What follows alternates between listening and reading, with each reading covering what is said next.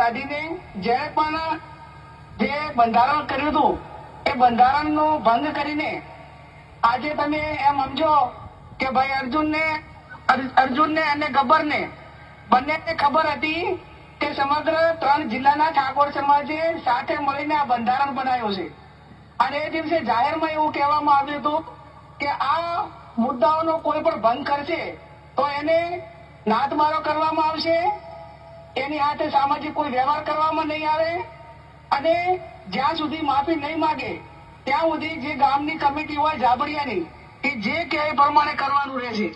ત્યારે મારે અર્જુનને અને ગબ્બરને અને જાબડિયા ગામને કહેવું છે કે આ સારું બંધારણ બનાવ્યું હતું અને બીજા સમાજે જેને પણ બાકીના 5 સમાજે બંધારણ બનાવ્યું એમાં ડીજેનો ઉપયોગ કોઈ પણ પ્રસંગોમાં ન કરવો એ ઠાકોર સમાજે તો રાખ્યું પણ તમામ સમાજોએ આપણા સમાજનું અનુકરણ કર્યું અને આપણા સમાજ જે બંધારણ બનાવ્યું છે સારું બનાવ્યું છે એટલા માટે બીજા સમાજે પણ એ પ્રમાણે બંધારણ બનાવ્યું। તો આજે એ ઠાકોર સમાજને એકને નુકસાન નથી કર્યું, બાકીના 5 સમાજો કે 6 સમાજો જેને પણ બંધારણ કર્યું હતું એમનું પણ ક્યાંક ને ક્યાંક મનોબળ ઢીલું પાડવા માટેનો પ્રયત્ન આ જાબડિયા ગામમાંથી થયો છે, એમને કર્યો છે, એ સમાજનો દ્રોહ કર્યો છે। એ કોઈ દંડને પાત્ર નહીં પણ તમે બધા જે આગેવાનો નિર્ણય લઈ અને આવું બીજા કોઈ ન કરે એવું જે નક્કી કરવાનું હોય કરજો ને એમાં હું મારો ટેકો પુરાવું છું।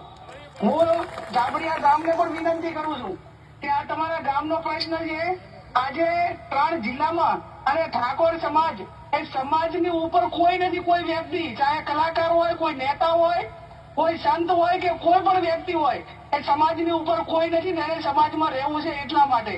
અને હું વિનંતી એ કરું છું કે આ બધી જે બેન દીકરીઓની સુરક્ષા માટેનો મોટો પ્રશ્ન ઉભો થાય છે, વિદ્યાર્થીઓના અભ્યાસમાં તેનામાં મોટી તકલીફ પડે છે, આ તમામ પ્રકારની બદીઓ એ સામાજિક પ્રસંગોમાં સૌથી વધારે મહિલાઓની સુરક્ષા માટેનો પ્રશ્ન ઉભો થાય છે અને આ જે ઇમ્પોર્ટન્ટ મુદ્દો હતો સમાજ માટે અને એનો ભંગ કર્યો છે એને બિલકુલ ચલાવી લેવાનું નથી, આ હું જાહેરમાં કહું છું। અને એટલા માટે એ જાબડિયા ગામ એના આગેવાનો માફી માગે, અર્જુન અને ગબ્બર માફી માગે અને છતાં માફી માગ્યા પછી 4/1/2027 ના રોજ સમાજ ભેગો થાય ને ત્યારે આમના માટે શું કરવું એ ટાઈમે સમાજ નિર્ણય લેશે। આ મારો વ્યક્તિગત અભિપ્રાય છે અને આ અભિપ્રાયને આગળ વધારીને આગેવાનો પણ એમાં સુર પુરાશે એવો મને 100% ભરોસો છે।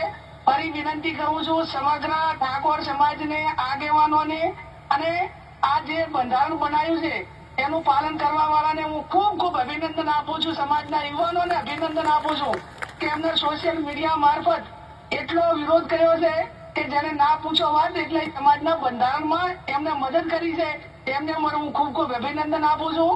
જે આગેવાનો આવ્યા છો એ આજે નિર્ણય કરીને અહીંયાથી ઉડજો અને નિર્ણય એવો કરજો કે આવનાર સમયની અંદર બીજો કોઈ આ ભંગ કરવા માટેનો પ્રયત્ન ના કરે। જય સદારામ બાપા। કહું એના પહેલા 2-3 બાબતો હતી અમૃતજી સાહેબ કે ગ્રામ સમિતિઓ જે બાકી હોય બનાવી દેજો, તાલુકા સમિતિ ગામજીભાઈ બાકી છે ડીસાની તો બનાવી દેજો, મારી વિનંતી છે 21 જણ કે 31 જણની।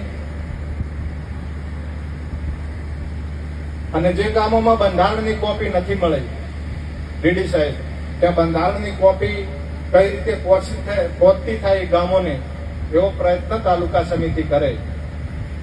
આ બધાને લાગુ પડે છે 3 જિલ્લાને। અને જે મારી વાત સોશિયલ મીડિયાથી સાંભળતા હોય, લાઈવ સાંભળતા હોય, અહીંયા હાજર છે એ લોકોને પણ, જે લોકો નથી હાજર એમને પણ બધાને વિનંતી છે, બધા માટે છે। 4 બાબતો જે ધ્યાનમાં છે, બનાસકાંઠા, વાવ-થરાદ અને પાટણ જિલ્લા ઠાકોર સમાજના બંધારણને તોડનાર વ્યક્તિઓ એ 3 વ્યક્તિઓના નામ આદરણીય ધારાસભ્ય શ્રી જાહેર કરશે। મુક્કમ જાબડિયા, તાલુકો ડીસા, જિલ્લો બનાસકાંઠાની સામે સમાજ નીચે મુજબનો નિર્ણય કરે છે। ઠાકોર સમાજ તેમને 1 વર્ષ માટે જ્ઞાતિ બહાર એટલે કે નાત બહાર મૂકવાનો નિર્ણય કરે છે। 1 વર્ષ પછી સમાજના બંધારણ દિવસની ઉજવણી વખતે જાબડિયા ગામના ઠાકોર સમાજની ગ્રામ સમિતિ તેમને સમાજમાં પરત લેવાની વિનંતી કરે તો તે અભિપ્રાય ડીસા ઠાકોર સમાજ તાલુકા સમિતિના ધ્યાન ઉપર મૂકીને ગુણ દોષના આધારે સમીક્ષા કરીને નિર્ણય કરવામાં આવશે, એનો યોગ્ય દંડ કરવામાં આવશે. આ વ્યક્તિઓને સામાજિક, આર્થિક કે ધંધાકીય કોઈ પણ જાતનો સમાજે સાથ સહકાર આપવો નહીં અને સહકાર આપનાર વ્યક્તિ સમાજનો દોષિત ગણાશે. સોશિયલ મીડિયામાંથી સમાજના ભાઈઓને વિનંતી કે તેમને અનફોલો કરે અને આ પવિત્ર કાર્યમાં સહકાર આપે. આ 4 બાબતો હતી. માન્ય આગેવાનશ્રીઓનું સૂચન હતું એ મેં આપની સમક્ષ મૂક્યું છે.